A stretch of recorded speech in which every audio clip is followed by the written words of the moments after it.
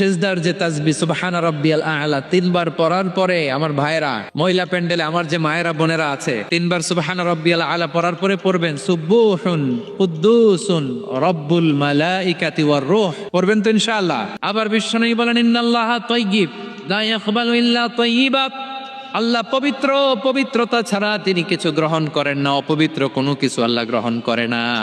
অনেকে আছে ঘুষ খায়, সুদ খায়, অন্যায় অপরাধ চাঁদাবাজি যা আছে সব করে, হারাম টাকা হারাম উপার্জন, এই হারাম উপার্জন দিয়ে আবার মসজিদ বানায়, আছে না নাই? ইনকাম সবটাই হারাম, ওইটা দিয়ে আবার এতিমখানা বানায়, আছে না নাই? আছে।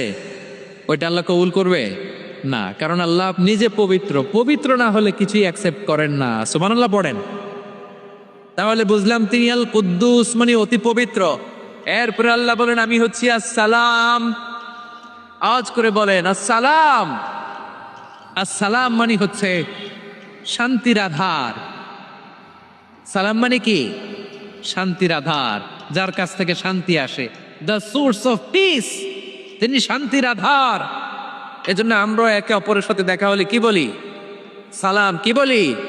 সালাম সালাম হাজার সালাম সকল শহীদ স্মরণে আমার হৃদয় রেখে যেতে চাই তাদের স্মৃতির চরণে। সবাই বলেন সালাম সালাম হাজার সালাম সকল শহীদ স্মরণে আমার হৃদয় রেখে যেতে চাই তাদের স্মৃতির চরণে। পড়েন আমিন।